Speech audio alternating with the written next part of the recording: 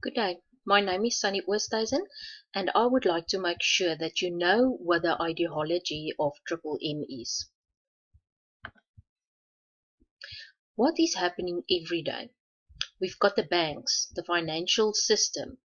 You need money, you go to the bank, you ask for a loan, you save your money in the savings account, and when you need more money, you go and ask for another loan to pay the loan that you've already paid. So this is a circle going on forever and forever. The rich get richer, the poor get poorer. The people making the money make more money and get more money and become more rich. The people that do all the work, the labor, gets poorer. So is this not an unfair financial system that we've got?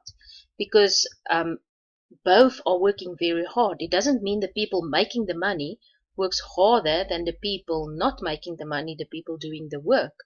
So what is the mission of Triple M?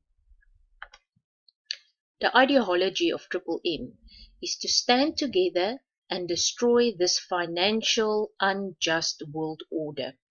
We would like to make the financial system more fair for everybody, in order for all of us to have money and stand together by doing donations to each other. So we are a community. When you need help, you ask for help. When you want to give help, you tell people you want to give help.